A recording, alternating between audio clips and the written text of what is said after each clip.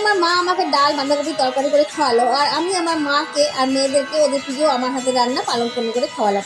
মা করেছিল আহির মুসুরির ডাল আর মটরশুঁটি দিয়ে বাঁধাকপির তরকারি।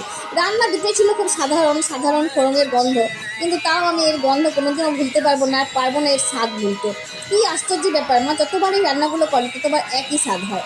আর আমি করেছিলাম পালং পনির, যেটা রান্না তোমরা সবাই জানো। প্রথমেই পালং শাক, পেঁয়াজ, রসুন, শুকনো লঙ্কা বেটে নিয়ে কড়াইয়ে দেখো বিনা তেলে ঢেলে দিয়েছিলাম। তার উপর পনির, টমেটো, পরিমাণ মতো নুন, চিনি, হলুদ আর আমার প্রিয় পনির বাটার মশলা দিয়ে কষিয়ে নিয়েছিলাম। রান্না হয়ে এলে ওপর থেকে ঘি ঢেলে আর মেথি পাতা ঢেলে নামিয়ে দিয়েছিলাম। তার সাথে পেঁয়াজ আর কাশ্মীরি লঙ্কা তাওয়াতে নুন, লঙ্কা, লেবু রস আর অরিগ্যানো দিয়ে ভেজে নিয়েছিলাম, আর বেগুন ভেজে নিয়েছিলাম। তারপর সে ছোটোবেলাকার মতন নিজেই নিজেকে খেতে দিলাম।